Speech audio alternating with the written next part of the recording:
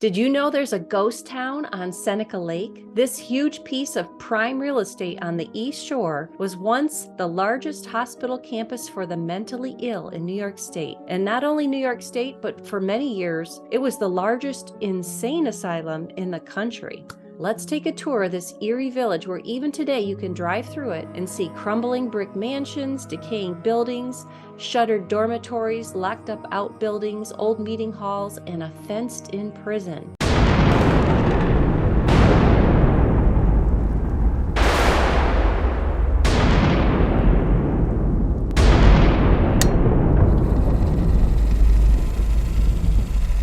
The Willard Asylum for the Insane was named after Dr. Sylvester Willard, Secretary of the New York State Medical Society, who was appointed to investigate living conditions of the chronic and pauper insane who lived in county poorhouses in 1864. His report documented horrific conditions for this population. So in 1865, Dr. Willard presented his report to the state, and they passed a law to create an asylum to help the people suffering from extreme mental health conditions.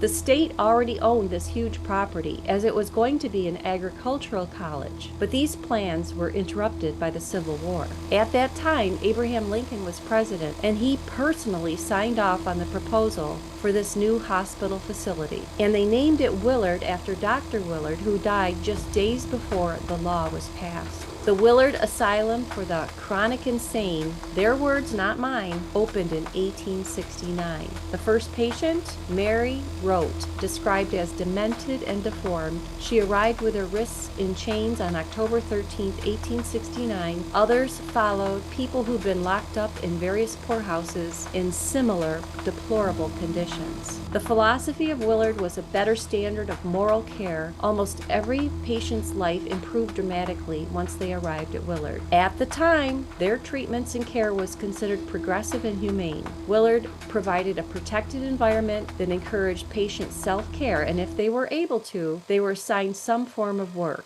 They received decent meals, clothing, housing, and were encouraged to contribute to the greater good of the community if they were able. Willard's doctors, nurses, and attendants saw dramatic improvements in patients who started pouring in from other facilities. Back then, the mentally ill were ostracized and society dealt with them by what we would call inhumane treatment today. But at Willard, at the time, their health quickly improved and they were able to explore the grounds and interact with other residents. By 1877, Willard had 475 acres of property and 1,500 patients, making it the largest asylum in the entire United States. Victorian-style red brick buildings were built on the growing campus, made from locally made bricks, many with stunning architecture. Patients were housed in dormitories with women on one side of the town and men on the other. There was also a violent end and a non-violent end of the campus. A few beautiful mansions housed management like the superintendent and the physicians in charge, and on the outskirts there were houses and cottages for staff and families. The land had originally been designated as agricultural, so the hospital ran its own farm tended by patients who grew vegetables like corn and potatoes. It also had a huge Holstein herd for milk production. In 1890, it was renamed the Willard State Hospital, and staff were considered state employees.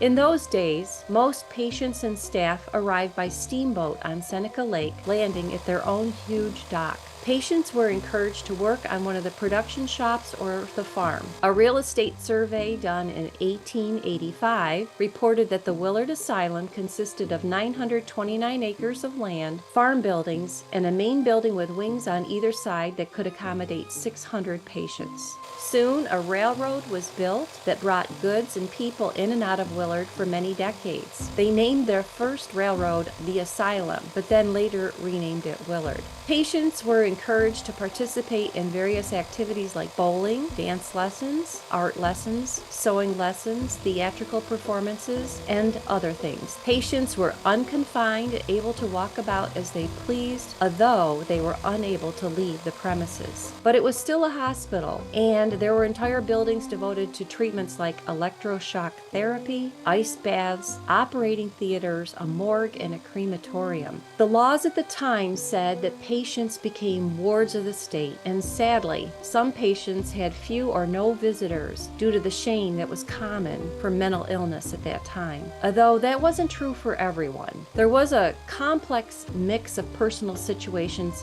and every patient had their own story. They may have been considered lunatic, crazy, insane, but today we might consider them as suffering from disabilities, postpartum depression, schizophrenia, PTSD. Many were immigrants, sometimes they had deformities, and most came from extreme poverty, trauma, and malnutrition. In the 1900s, things in the asylum started to slide into what a state psychiatric institution is thought of, and gradually it became a place where unwanted people were abandoned in some cases. Sometimes Willard became a dumping ground for undesirables. A husband, for example, could have a wife diagnosed with hysteria, and she could be sent to Willard never to return. Patients' afflictions ranged from severe mental and physical handicaps to nervousness, chronic to acute insanity, feeble-mindedness, and lunacy. Those were their diagnoses. World War I and II brought staffing shortages, overcrowding, tuberculosis, diphtheria, influenza, and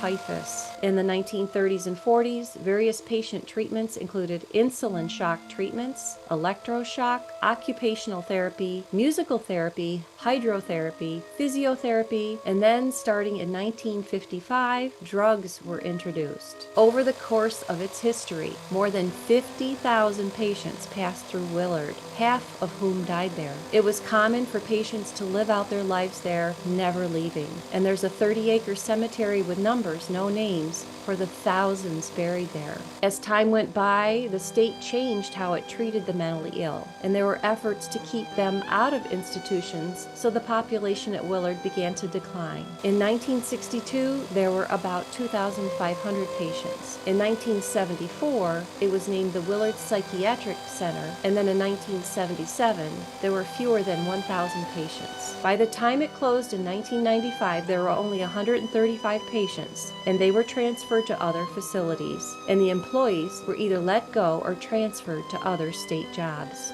That same year, 1995, the New York State Department of Corrections and Community Supervision, in collaboration with the Office of Alcoholism and Substance Abuse Services, began using some of the buildings and grounds for a drug rehab facility called the Willard DTC Drug Treatment Campus. They fenced in a portion of the main campus with razor wire and turned it into a prison. I'll have more on Willard's DTC in another video, as my husband worked there, and there's so much more to tell. Sadly, Willard DTC closed in 2022, and today the entire campus sits vacant with some 50 buildings in decay, fenced, locked, and falling into eerie disrepair. The property has been reduced to about 400 acres, and you can drive through it if you're in the area. When it closed, the Preservation League of New York State claimed it eligible for listing it in the National Register of Historic Places, and it's also named as one of the 7 to save by the State Historic Preservation Office. But I don't know what the state is going to do with it other than keep these massive lawns mowed. Thanks for watching. More to come.